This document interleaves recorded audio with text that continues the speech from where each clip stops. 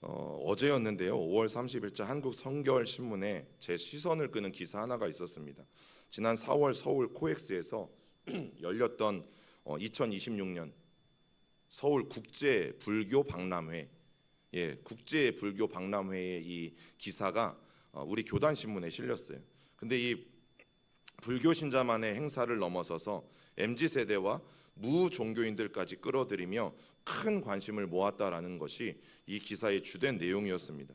현장 참가자들이 공통적으로 꼽았던 이 박람회의 특징, 강요하지 않았다, 또 부담이 적다, 그냥 보고 불교를 느끼면 된다, 이런 분위기였다.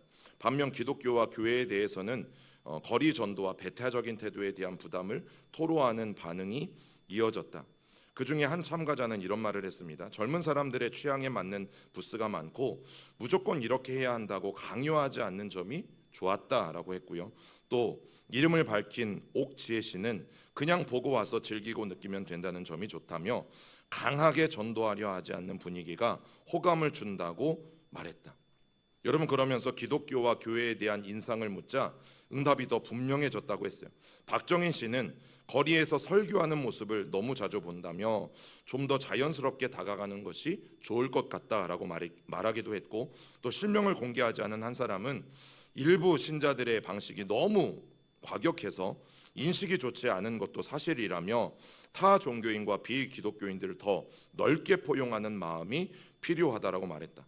또 아까 말한 그 옥지혜 씨가 붙잡고 지옥 간다고 말하는 그런 식의 전도보다 누구나 부담 없이 체험할 수 있는 방식이면 좋겠다고 했고, 또 하정민 씨는 장례식장에 와서도 전도하는 모습을 자기는 본 적이 있다.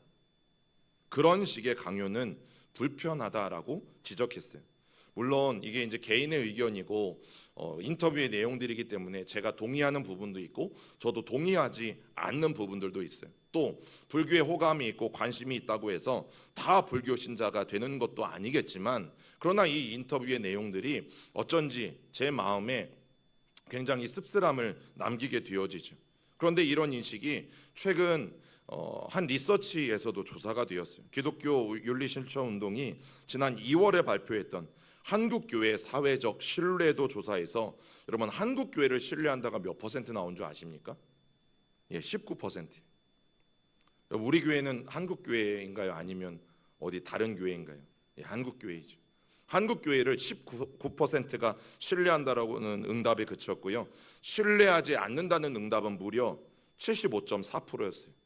79%도 기가 막힌데 나는 절대 교회를 못 믿겠다가 75.4%예요.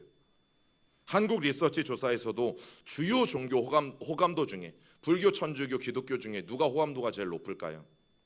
불교였어요. 54.4점, 천주교가 52.7점, 기독교는요 34.7점. 같은 50점대도 아니고 쭉 떨어져서 34.7점. 여러분, 주요 종교들 중에서 기독교가 꼴찌를 차지했어요. 여러분, 이제는 기독교가 그만큼 매력 없는 종교가 되어져 버렸다라는 사실이죠. 그런데 한신대의 김상덕 교수님은 이 불교 박람회의 이 현상을 단순한 이벤트나 자기는 홍보로 보지 않는다라고 말했어요. 지금처럼 종교의 권위만으로 사람들을 설득하기 어려운 시대에는 기존의 제도 종교의 전도 방식만으로는 소통하기가 쉽지 않다. 그러면서 뭐라고 말했냐면, 기독교라는 이름이 오늘날 사회가 중요하게 여기는 가치와 어긋난 방향으로 각인되어 있는 측면이 있다라고 진단했죠. 그런데 여러분, 불교도 사실 문제가 많아요. 여러분, 다른 종교들도 문제가 많아요. 그런데 그런 문제들이 많음에도 불구하고 여러분, 오히려 교회보다 덜 부담스럽고 교회보다 더 믿을만하고 또 교회보다 더 안전한 종교로 사람들이 받아들이고 있다는 것은 여러분, 우리 안에 그만큼 문제가 크다라는 사실이죠. 모든 종교가 문제가 없는 것은 아니지만 그래도 사람들의 인식은 여러분, 오히려 기독교가 그 부분에 있어서 이제는 역전당했어요. 로마 시대에는 기독교인이 법정에서 하는 증언이라고 하면 저 사람들의 말은 무조건 믿어도 된다라고 말했거든요. 여러분, 그랬던 시대들이 있었어요. 저 기독교인의 말이라면 무조건 사실이니까 무슨 말을 해도 믿어도 된다라고 말했던 시절이 있었지만, 이제는 아무리 법정에 성경을 가지고 들어가고 손을 얹고 선서를 해도 여러분, 그것이 거짓말인 시대가 되어져 버린 시대를 우리는 살아가고 있죠. 그런데 2000년 전에 처음 시작된 이 교회는 여러분 너무너무 매력적이었어요. 지금의 교회와는 전혀 달랐죠. 여러분, 기독교가 얼마나 매력적이었는지, 물론 성령의 역사이기도 했지만 여러분, 단번에 3,000명이 회개하고 돌아오는 일들이 여러분 2000년 전에는 일어났었다라는 사실이죠. 물론 이건 전무후무한 역사예요. 성경에 단 한 번 기록된 역사고 이제 앞으로도 이런 역사는 일어나지 않을 가능성이 높아요. 왜냐하면 2000년이 지나는 동안 여러분, 이 초대교회의 역사는 단 한 번밖에 일어나지 않았기 때문이에요. 그런데 왜 하나님께서 초대교회 안에는 이렇게 역사하셨는가? 여러분, 처음이었잖아요. 이제 신약교회가 처음 태동하고 처음 부모님 뱃속에서 나온 바로 그날이었어요. 처음 시작이니까 하나님께서 오순절 성령 강림을 통해서 여러분이 초대교회 안에, 처음 시작된 교회 안에 굉장히 큰 역사를, 엄청난 역사를 부어주셨다라는 사실이죠. 물론 저는 개인적으로도 이 역사들이 일어나기를 지금도 간절히 바라요.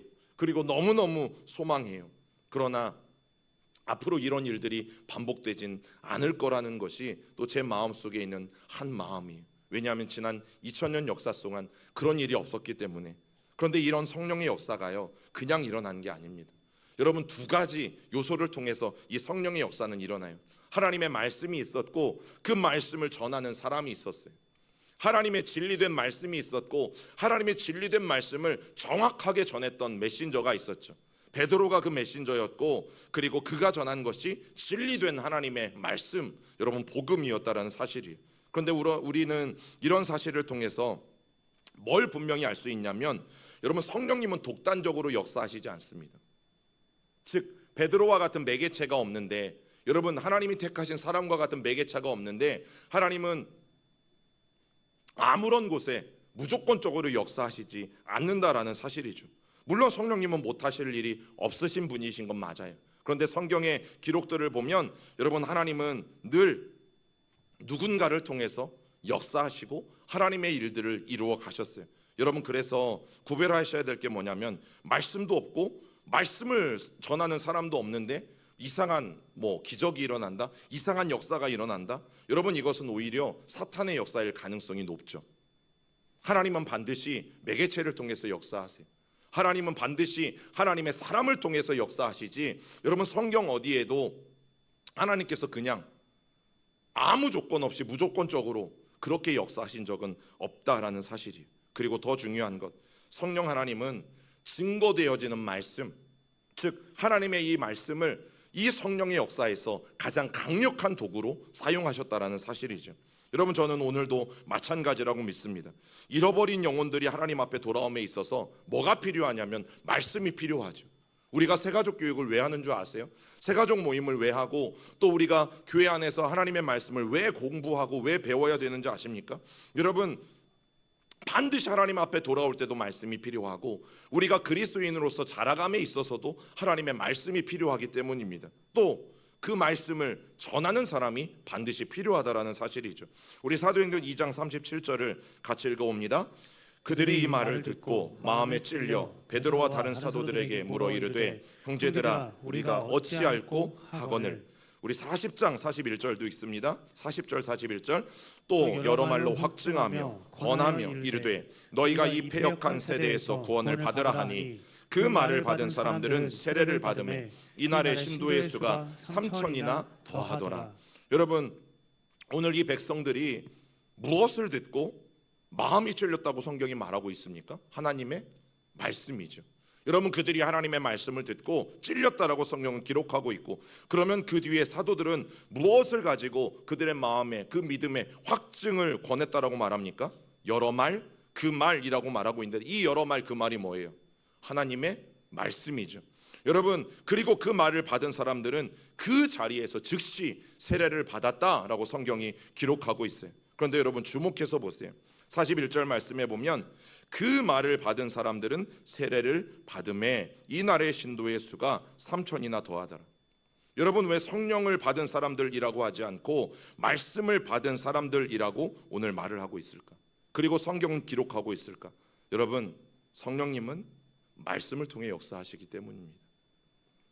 성령님은 말씀을 통해 역사하시고 그 말씀을 제대로 증거하는 사람을 통해서 일하시기 때문이죠. 여러분, 성경에 그 많은 예들이 나와요. 데살로니가전서 1장 5절을 같이 읽어볼까요? 이는 우리 복음이 너희에게 말로만 이르는 것이 아니라 또한 능력과 성령과 큰 확신으로 된 것임이라. 우리가 너희 가운데서 너희를 위하여 어떤 사람이 된 것은 너희가 아는 바와 같으니라. 또 고린도전서 2장 4절입니다. 내 말과 내 전도함이 설득력 있는 지혜의 말로 하지 아니하고 다만 성령의 나타나심과 능력으로 하여. 여러분, 이 두 구절을 보면 말은 우리가 사용하는 어휘가 맞아요. 우리가 사용하는 도구가 맞지만 동시에 성령의 도구이기도 합니다. 하나님은 바울이 전하는 이 말을 통해서 역사하시는 것들을, 또 베드로가 전한 하나님의 그 말씀을 통해서 역사하시는 것들을 여러분, 우리가 성경을 통해서 보게 되어지죠. 여러분, 말씀과 함께 오늘 오직 능력과 성령과 큰 확신이 필요하다라고 데살로니가 전서에서 특별히 언급하고 있어요. 그래서 여러분, 이게 뭐 명확한 공식이라고 말하긴 그렇지만 말씀, 성령, 이 능력 사이에는 정말 은혜로운 공식 같은 게 존재하죠. 즉 말씀과 성경과 그 능력이라는 것은 따로 떼어놓을 수는 없어요. 여러분, 만약 여러분들이 오늘 말씀에 사로잡혀 있다면, 그래서 매일매일 말씀을 상고하고 말씀을 묵상하고 성경을 읽는 게 재미있고 하나님의 말씀을 듣는 게 너무너무 재미있고 여러분 그렇게 말씀에 사로잡혀 있다면 그 사람이 어떤 사람이에요? 성령 충만한 사람이에요. 또 당신이 여러분들이 성령에 충만하게 사로잡혀 있다면 여러분 그 사람에게는 어떠한 성령님의 능력이라도 나타나게 되어져 있다라는 거죠. 그래서 말씀이든 성령이든 능력이든 사실 말씀이라는 단어에 성령을 갖다 놓아도 전혀 문제가 되어지지 않는 것이 이게 공식처럼 쓰여질 수 있기 때문이죠. 그런데 이런 복음을 전하는 자가 전하는 그 말씀의 내용은 뭐였을까? 오늘 베드로가 전하는 그 말씀의 내용은 뭐였을까? 여러분, 그 말씀의 내용을 두 가지로 보면요, 하나는 율법이었고 하나는 복음이었어요. 베드로는 율법과 복음을 같이 전합니다. 여러분, 율법의 역할이 뭔지 아세요? 율법의 역할은 죄를 지적하고 깨닫고 책망하는 거예요. 내 안에 죄가 무엇인지를 알게 하고 깨닫게 하고 책망하는 것이 율법의 역할이고, 그리고 마음속에 어두운 것을 들춰내는 것이 율법의 역할입니다. 자, 사도행전 2장 23절 읽어봅니다. 그가 하나님께서 정하신 뜻과 미리 하신 내준 바 되었거늘 너희가 법 없는 자들의 손을 빌려 못 박아 죽었으나. 이런 베드로가 지금 설교를 하면서 아주 강한 어조로 뭘 말하냐면 너희가 예수를 죽였다라고 말합니다. 너희가 예수를 죽였다라고 여러분 그 수많이 모여있는 사람들 가운데 오늘 베드로가 설교하는 거죠. 여러분, 만약 오늘날 이 예배 시간에 설교자가 제가 만약 여러분들에게 이거 다 당신들 잘못입니다, 당신 이거 다 여러분들의 잘못입니다 여러분 말한다면 도대체 몇 사람이나 오늘 이 자리에 남아있을까? 누가 그 설교를 듣고 기분 좋아할까? 그리고 마음에 찔릴까라는 생각들을 하게 되어지죠. 왜냐하면 그런 면에서 보면 요즘 현대인들은 너무나 약해요. 평안을 주는 설교를 듣고 싶어하고 축복의 설교를 듣고 싶어하고 용기를 주는 설교만 듣고 싶어하고 힘을 주는 설교만 듣고 싶어하고 나를 위로해주고 잘 될 거라는 설교만 다들 듣고 싶어하기 때문이죠. 여러분, 그런데 누가 그렇게 만들었는지를 보면 사실은 목회자의 책임이 큽니다. 설교자의 책임이 큽니다. 마땅히 성경에서 하는 그 말씀, 마땅히 본문이 전하고 있는 그 말씀을 정확하게 증거하지 않고 늘 회중들의 눈치를 보면서 그들의 비유를 맞추기 위해서 하는 설교들이 여러분 오히려 성도들을 병들게 만들고 있다는 거죠. 만약 자녀들이 편식합니다, 자녀들이 골라서만 먹습니다, 여러분 누구의 책임이 클까요? 부모님의 책임이 있어요. 죄송하지만 부모님의 책임이 분명히 큽니다. 여러분, 만약 성도들이 하나님의 말씀을 골고루 받지 않고 하나님의 말씀을 편식하는 것처럼 내가 좋아하는 말씀만 듣기를 원한다면 여러분, 저는 그것이 목회자의 책임이라고 분명히 생각돼요. 그래서 늘 두렵고 떨림이 있어요. 그래서 늘 제 안에도 용기가 필요하고 마땅히 하나님께서 주시는 그 말씀들을 증거해야 되는 그 담대함이 여러분 제 안에도 분명히 필요하다라는 사실이에요. 이것이 심해지면 결국 저도 소경이 되어지고 또 그것 때문에 여러분들도 소경이 되어지는 안타까운 일들이 일어날 수도 있죠. 여러분, 마땅히 회개해야 될 바를 지적하지 못하고 그렇게 흘러가는 강단이라면 여러분 이미 힘을 잃어버린 강단이라고 말할 수 있기 때문입니다. 오늘 말씀해 보니까 회개하고 돌아온 이 3천 명은 직접 예수를 십자가에 못 박자고 죽이자고 소리친 사람들이 분명히 있었을 것이, 여러분 이 3천 명 중에 한두 명이 아니라 여러분 예수님을 십자가에 못 박아 죽이라고 정말 큰 소리로 외쳤던 사람들이 이 3천 명 안에 너무너무 많이 있을 것이라는 사실이죠. 여러분 그래서 오늘 베드로가 말할 때 너희가 예수를 못 박아 죽였다라는 이 말을 듣고 여러분 그들은 정말 찔렸을 것이, 자신들의 가장 아픈 곳을 여러분 찔리는 경험들을 했을 것이라는 사실이죠. 그럼 오늘 이 베드로의 설교는 이들을 굉장히 괴롭게 만드는 설교였어요. 왜냐하면 자기들의 치부를 드러내니까. 그리고 예수를 너희들이 죽였다라고 바울이 우회적으로 이야기하지도 않고 삥 돌려서 말하지도 않고 직접적으로 너희가 살인자라고 분명히 말하고 있기 때문이죠. 그럼 어떤 면에서는 그런 강한 거부 반응을 일으켰던 설교였지만 여러분 성령님께서 그 가운데 역사하시니까 여러분 3천 명이 말씀 앞에 어떻게 합니까? 거꾸러지잖아요. 여러분 성령의 역사는 저는 이런 거라고 분명히 믿습니다. 성령의 역사 앞에 사람이 겸손해지고 성령의 역사 앞에 말씀의 찔림이 있으니까 그 말씀 앞에 내가 부복하게 되어지고 엎드려지게 되어지고 그게 나라는 것을 인정할 수밖에 없게 되어지고, 사도행전 2장 37절을 함께 읽어봅니다. 그들이 이 말을 듣고 마음에 찔려 베드로와 다른 사도들에게 물어 이르되 형제들아 우리가 어찌할꼬 하거늘. 여러분 그들은 찔렸어요. 그리고 그들은 돌이키고 싶은 마음이 불일 듯 일어나기 시작했어요. 여러분 설교자가 죄를 책망하고 교회의 잘못된 부분에 대해서 말씀으로 수술하게 되어지면 여러분 바로 이 가르칠 용기를 용기들을 잃어버린다면 아무리 아플지라도 또 아무리 심각할지라도 또 아무리 우리의 치부일지라도 여러분 그것에 대해서 말씀으로 수술할 용기, 말씀으로 가르칠 용기, 여러분 이것이 없어져 버린다면 결국 성령께서도 지난 시간에 나눈 것처럼 여러분 우리 안에 위축되셔서 여러분 그분이 일하고 싶으셔도 또 그분이 역사하고 싶으셔도 우리 안에 강하게 역사하지 못하시는 일들을 여러분 우리는 경험하게 될 수밖에 없는 것이죠. 여러분 오늘날 부흥하기 싫은 교회는 없어요. 성장하고 싶지 않은 교회는 없어요. 그런데 초대교회를 보세요. 여러분 교회는 성령님이 인도하셔야 부흥이라는 놀라운 역사가 일어납니다. 성령께서 그 교회 위에 함께 하시고 성령께서 그 교회 위에 기름 부어 주실 때 여러분 부흥의 역사는 일어나는 것이지 절대 인간의 욕심들과 인간의 방법으로 부흥의 역사는 일어나지 않아요. 여러분 좋은 말을 한다고 사람들이 모이나요? 좋은 프로그램이 많으면 사람들이 모이나요? 또 설교자가 웃기면 사람들이 모이나요? 물론 그런 교회도 있을 수 있어요. 그런데 그들의 동기는 예수 믿고 싶어서 가는 것은 아닌 것 같아요. 그렇지 않아요? 좋은 말을 한다고 사람들이 모이고 프로그램이 좋다고 사람들이 모이고 그 설교자가 재미있는 말을 많이 한다고 사람들이 모이고 그러면 결국 그 사람들이 거기에 가는 이유는 뭐겠어요? 정말 내가 예수를 만나고 정말 내가 예수를 구원자로 삼고 이제부터는 하나님 나라와 그 예수 그리스도를 위해 살기로 하는 그 결단을 위해서 가는 것은 아닐 것이라는 사실이죠. 여러분 그럴수록 교회는 저는 이런 현대인들에게, 현대를 살아가는 사람들에게 또 MZ들에게 물론 우리가 밖에서는 충분히 더 부드럽게 말할 수 있지만 그러나 교회 안에서는 또 하나님의 말씀은 분명하기 때문에 하나님의 말씀은 정확하기 때문에 여러분 복음의 능력, 이 복음을 능력 있게 가르쳐야 하고 또 이 복음에 대해서는 바르게 전해야 되는 것이 오늘 설교자들의 사명인 것이고 또 교회의 사명인 것이죠. 자 그런데 여러분 율법만 가지고는 설교할 수 없어요.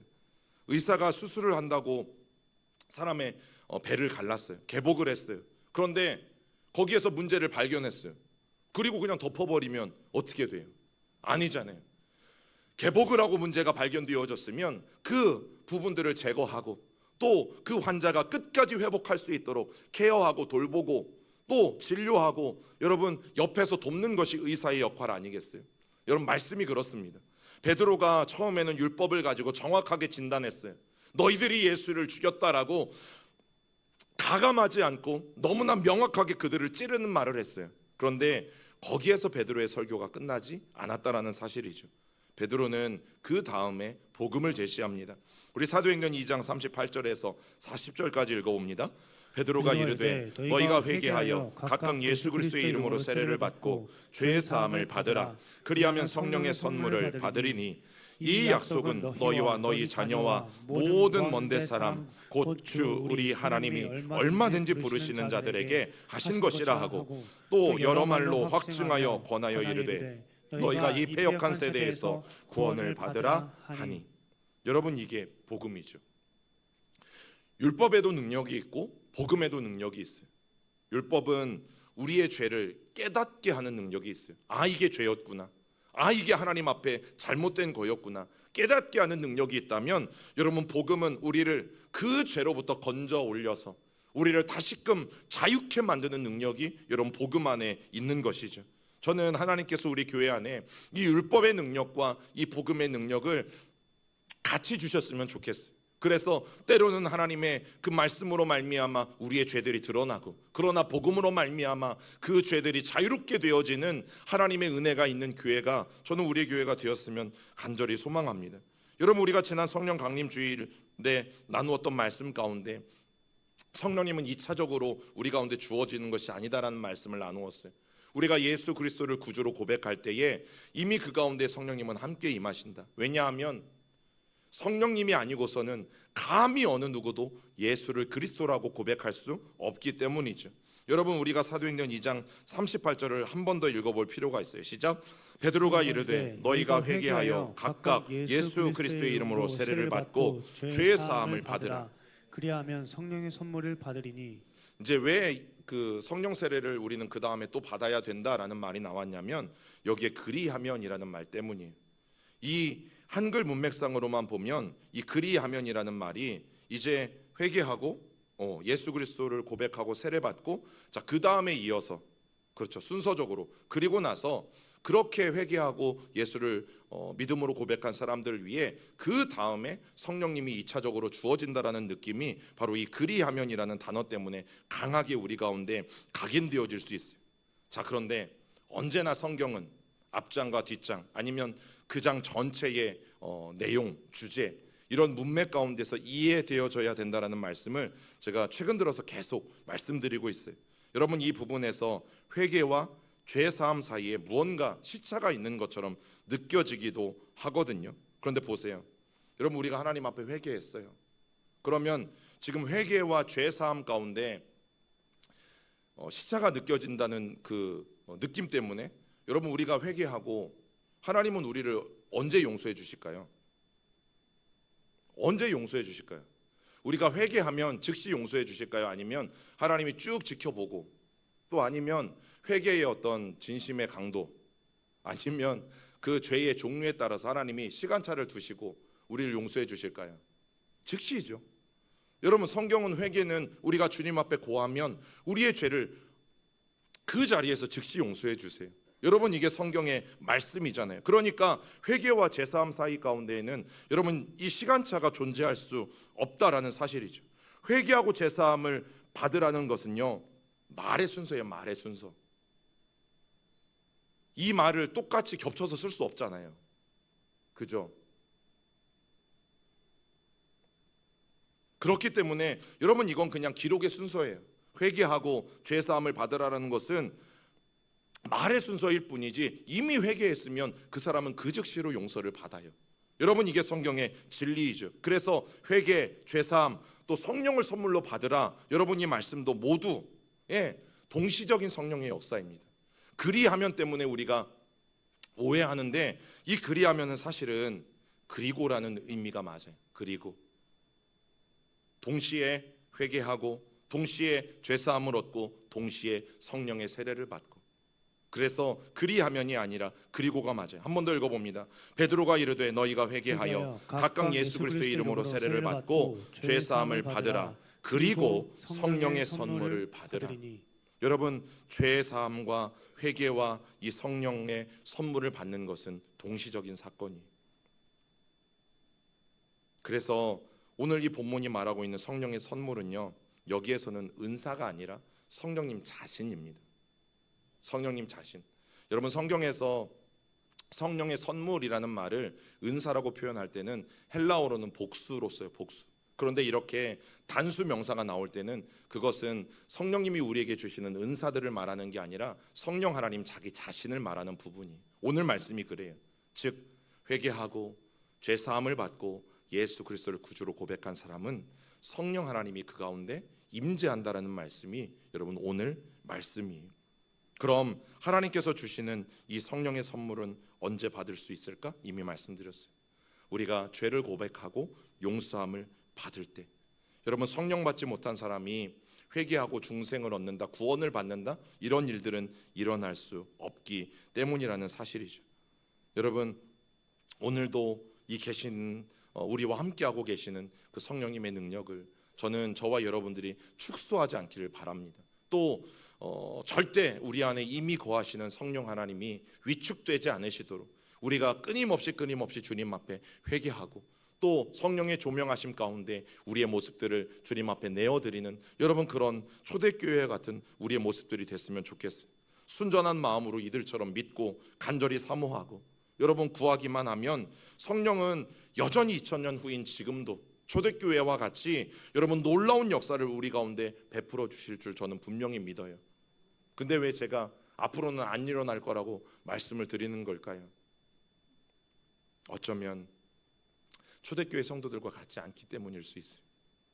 그들과 같은 그 순수함, 그들과 같은 그 간절함, 또 그들과 같은 그 하나님에 대한 열망들, 여러분 그것이 어쩌면 오늘날 우리들 안에 현저히 줄어들었을 수 있다라는 사실이죠. 여러분, 그렇게 성경에 3,000명이 죄를 회개하고 돌아왔고 그리고 성령의 충만함을 받았어요. 여러분, 그러면 우리가 늘 생각하는 건 뭐예요? 좀 성령의 임재를 좀 받았으면, 또 성령의 충만함을 받았으면, 그죠? 뭔가를 기대하시잖아요. 예, 뭔가 내 몸에서 뭔가가 나타나야 될 것 같고, 그죠? 뭔가 막 일어나야 될 것 같고, 이런 것들을 우리는 늘 기대한단 말이죠. 그런데 그들이 받은 성령 충만의 증거는요, 특별한 은사로 나타난 게 아닙니다. 여러분, 성경을 그래서 하나씩 한 번 더 읽어보시면 한 번 읽을 때, 두 번 읽을 때, 세 번 읽을 때 본문의 느낌이 전혀 달라요. 5번 읽고 10번 읽으면 이 본문이 우리에게 주는 메시지는 또 달라요. 여러분, 성경을 보시면 성령 충만한 증거는요, 특별한 은사로 나타나지 않았습니다. 우리의 기대와 다르게. 아쉽죠? 실망스럽죠? 성령이 충만하면 뭔가 막 번개가 나가야 되잖아요. 아이언맨처럼 우리 MG, 우리 친구들, 그죠? 막 전신갑주가 막 착착착 입혀지고 막 하늘을 날고 광선이 막 손에서 나가고 치유하는 능력들이 막 일어나고, 여러분 이게 우리가 바라는 성령의 충만함 아니에요? 그런데 성경은 특별한 은사로 나타나지 않고 삶으로 나타났다라고 말합니다. 그 성령 충만은 성도들의 삶을 통해서 드러났다라고 말하는 거죠. 여러분, 오히려 신앙생활과 일상생활에서 성령 충만함이 드러났고 많은 사람들에게 보여주었고, 그것이 당시에 2000년 전 사람들에게 굉장히 매력적인 그리스도인으로 다가왔다라는 사실이죠. 여러분, 그들은 한마디로 매력적인 그리스도인이에요. 그 사람들은 누군가 하면 성령 충만했던 사람들이. 자, 사도행전 2장 42절을 읽어봅니다. 그들이 사도의 가르침을 받아 서로 교제하고 떡을 떼며 오로지 기도하기를 힘쓰니라. 여러분, 성령 충만함을 받은 사람들이 뭐 했어요? 사도의 가르침을 받았어요. 즉 말씀을 상고했고, 이제 서로가 서로 교제하기를 힘썼고, 함께 떡을 떼었고 성찬을 했고, 또 오로지 기도하기를 힘썼죠. 여러분, 이게 성경이 증거하는 성령 충만의 나타남이에요. 여러분, 성령 충만함이 어떻게 삶으로 나타나는가? 첫 번째, 그들은 사도의 가르침을 받아 말씀에 굳게 섰다라는 것이죠. 그들은 말씀을 배우고 순종하는 일에 힘썼고, 말씀은 그들의 삶의 이제 기준이 되었고, 그리고 신앙의 뿌리가 되었고. 왜냐하면 말씀 없는 신앙은 오래가지 못합니다. 말씀 없는 신앙생활은 오래가지 못해요. 성령 충만한 사람은 아까 어떤 사람이라고 말씀드렸어요? 이 말씀을 사랑하는 사람이. 성령 충만과 말씀을 따로 떼어놓을 수 없다라고 말씀드렸죠. 말씀, 성령, 능력, 여러분 이것을 다 어떤 자리에 바꾸었어도 전혀 문제가 되어지지 않는다라는 말씀을 드렸어요. 두 번째는 성도 간의 교제에 힘썼죠. 초대교회 성도들은 혼자 신앙생활을 하지 않았어요. 늘 모이기에 힘썼고, 모이면 함께 예배하고 찬송만 한 것이 아니라 서로를 돌아봤어요. 서로의 삶 속에 가정에 문제가 없나, 필요한 게 없나, 기도 제목이 없나. 여러분, 그래서 우리가 기관 모임을 하고 소그룹을 하는 거거든요. 어제도 우리 청년들은 우리의 장로님 댁과 부장님 댁과 또 간사님 두 집으로 나눠가지고, 세 집으로 나눠가지고, 또 어제는 교회에서 모이지 않고 초대교회처럼 각 간사님들 부장님들 집에서 귀한 모임을 가졌어요. 왜 저는 안 불러주셨나요? 들리는 소문에 의하면 아침 일찍부터 이렇게 청년들, 죄송합니다, 제가 청년이 아니었군요. 이제 답을 알았습니다. 아침부터 이렇게 청년들 모시려고 아침부터 준비했다는 소문이 들렸어요. 잘하신 거죠. 너무 잘하신 거죠. 어제 우리 장로님 댁 다녀온 청년들 어디 있어요? 어제 잘 다녀오셨나요? 불만이 있어도 이따 끝나고 저에게 조용히 얘기하시기 바라겠습니다. 가기 싫었는데 뭐 갔다든지 끝나고 얘기하세요. 여러분, 아침부터 준비한 열정이 얼마나 귀해요. 그 청년들 한 영혼 한 영혼들 바라보면서 또 간사님들 또 각자의 집에서 또 귀한 청년들을 맞이하면서 준비한 그 열심들이 얼마나 귀해요. 또 그곳까지 달려가는 청년들의 열심들도 얼마나 귀해요. 여러분, 성도 간의 교제에 그렇게 힘썼어요. 왜냐하면 성령은 공동체 안에서 역사하시거든요. 아까도 말씀드렸어요. 성령 하나님의 역사는 매개체 없이 역사하지 않는다. 여러분, 성령 하나님의 역사는 공동체 안에서 역사하세요. 그래서 우리 모일 때 주 성령 임하리라는 찬양이 있는 것처럼, 여러분, 우리의 모임 중에 성령님은 그곳 가운데 역사하시죠. 물론 개개인과도 분명히 동행하시지만, 여러분 기억하세요. 오순절 마가의 다락방에 120명의 사람들이 모인 그곳에 성령님이 먼저 임하셨죠. 그리고 나서 그 사람들이 각자 뿔뿔이 흩어져서 다닐 때, 여러분, 그 모였던 성령님이 떠나지 않으시고 그들과 함께 한 것이지, 절대 혼자로서는 신앙생활을 할 수가 없다라는 사실이, 외로운 신앙은 쉽게 지칩니다. 그리고 결국 포기하게도 만들게 되어져 있죠. 그러나 함께하는 신앙은 힘이 있어요. 세 번째는 떡을 떼며 예수의 십자가를 날마다 묵상하고 상고했다라는 사실입니다. 여러분, 그들은 모일 때마다 예수의 희생과 예수의 그 사랑을 잊지 않았어요. 여러분, 그 모임이 어떤 모임인지를 알 수 있는 비결이 뭔지 아세요? 그 모임의 대화를 보시면 돼요. 아파트 부녀회 그 분들이 모이면 뭔 얘기 많이 하는 줄 아세요? 그죠? 어떻게 하면 우리 아파트 값을 올릴까? 뭐 아파트 지나가다 보면 다 뭐 올해 최우 수상이래. 모든 아파트에 다 새롭게 페인트를 칠하고, 저만 봤나요? 모든 아파트에 다 써 있습니다. 뭐 2026년 대통령상 수상, 대통령이 모든 아파트에 상을 다 줬나 봐요. 어떻게 하면 아파트 값을 올릴 수 있을까? 이게 고민이잖아요. 그러면 이 부녀에 모이는 이유는 그겁니다. 그러면 우리 기관 모임은 어떠해야 돼요? 우리 교회 안에서 소그룹 모임은 어떠해야 돼요? 물론 잠시 뭐 아파트값 얘기할 수 있고, 자녀 얘기할 수 있고, 잠시 드라마 얘기할 수 있고, 세상 얘기할 수 있지만, 그러나 본론으로 빨리 돌아와서 여러분, 그 모임 가운데 날마다 예수 그리스도의 십자가를 기억하고, 날마다 떡을 떼면서 예수 그리스도를 기념하고, 우리를 위해서 죽고 부활하신 예수에 대한 이야기들이 여러분 교회의 소그룹이나 공동체에서 나와야죠. 십자가를 잊어버리면 여러분 신앙은 형식이 됩니다. 저 십자가를 잊어버리면 여러분 우리의 신앙은 형식적이 되고 매너리즘에 빠져요. 그러나 십자가를 기억하면 감사가 회복되죠. 그리고 네 번째는요, 쉬지 않고 기도했어요. 여러분, 이게 성령이 나타났을 때, 성령 충만했을 때 이들의 모습이에요. 여러분, 기도는 성령 충만한 삶의 원천입니다. 저는 이 사실을 부인할 수 없어요. 반박할 수도 없어요. 초대교회는 기도하는 교회였고, 그 기도를 통해서 하나님의 능력을 경험한 교회였고, 또 그 기도를 통해서 하나님의 뜻을 분별한 교회가 초대교회였죠. 여러분, 교회가 힘을 잃지 않으려면, 왜냐하면 이것이 성령 충만한 삶의 원동력이니까, 교회가 힘을 잃지 않으려면, 그리고 여러분 개개인이 힘을 잃지 않으려면 뭐 하셔야 됩니까? 기도하셔야 돼요. 그래서 기도 열심히 하시라고 여러분 누군가가 헌물하셨잖아요. 소예배실 의자 좋아요, 안 좋아요? 좋아요. 제발 그 의자에서 열심히 기도하시고 열심히 예배하시면 좋겠어요. 그냥 편하게 앉아 계시라고 의자를 바꾼 게 아니잖아요. 여러분 기도하셔야 돼요. 이게 초대교회의 원동력이었어요. 그래서 이 네 가지는 초대교회의 성령 충만한 성도들에게 나타났던 가장 중요한 특징 네 가지예요. 그 네 가지만 오늘 성경이 우리에게 말하고 있는 것을 말씀드린 거예요. 그런데 저는 그런 마음이 들어요. 야, 이 네 가지만이라도 우리가 잘하면 왜 2000년 역사 동안 없었던 초대교회와 같은 일들이 지금 이 땅에 일어나지 않겠는가? 그렇게 했던 교회들이 사실은 없었다라는 증거죠. 그러면 다시 3,000명이 회개하고 돌아오는 그런 교회들이, 여러분 이 땅에 다시 한번 매력적인 그런 그리스도인으로 보여지는 교회들이 될 수 있는 비결이, 여러분 저는 이 네 가지라고 분명히 믿어요. 그러면 우리가 적어도 이 네 가지 기준으로 내 자신을 오늘 이 아침에는 살펴보실 수 있어야 돼요. 나는 말씀을 사랑하고 말씀 앞에 굳게 서 있는가? 또 나는 항상 성도와 교제하기를 힘쓰는가? 아니면 나 홀로 신앙인가? 또 성도와 한 마음으로 기도하고 떡을 떼면서 주의 십자가를 기념하고 있는가? 그리고 오직 기도를 힘쓰고 있는가?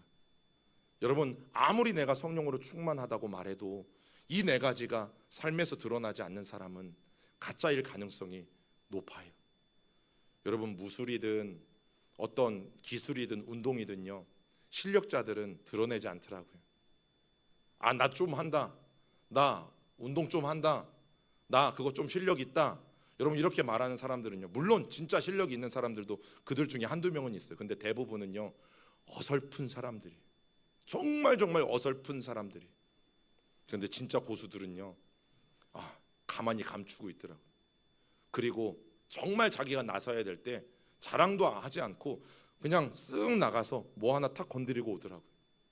여러분 성령 충만한 사람은 말로 떠드는 사람이 아니에요.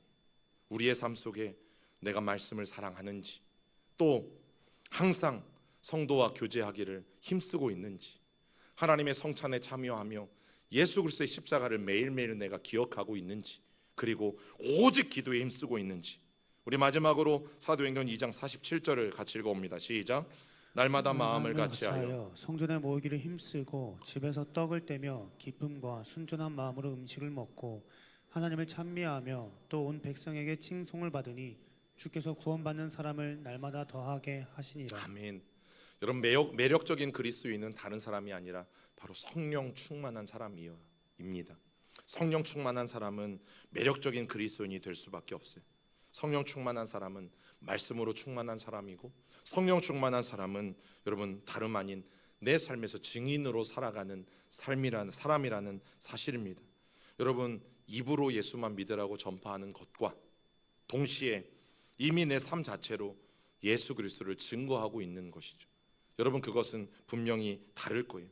그래서 교회의 지체인 우리들이, 그게 가정이든 아니면 그게 교회이든, 여러분 성령 충만한 생활을 하게 되어지면 여러분 하나님은 우리에게 복음을 전할 수 있는 기회를 자연스럽게 주실 거예요. 그리고 우리를 통해서 정말 예수에 대해서 매력을 느끼는 사람들을 하나님은 한 사람 두 사람 불러주시기 시작할 거라는 사실이죠. 여러분 교회의 부흥은, 또 교회의 성장은 저는 그렇게 일어날 것이라고 분명히 믿어요. 오늘 저와 여러분들이 해야 되는 한 가지 결단이 있다면 매력적인 그리스도인이 되십시오. 이 세상에서 매력적인 그리스도인이 되십시오. 그것은 네 가지. 내가 하나님의 말씀에 사로잡혀 있는 것, 그래서 하나님의 말씀을 사랑하는 것, 또 항상 성도들을 돌아보고 교제하기에 힘쓰는 것, 그리고 늘 십자가를 기억하는 것, 그리고 오직 기도에 힘쓰는 것. 여러분 그 사람들이 성령 충만한 사람이고 매력적인 그리스도인이 돼요. 오늘 그 매력적인 그리스도인들이 우리 모두가 될 수 있기를 여러분 주님의 이름으로 축복합니다. 우리 같이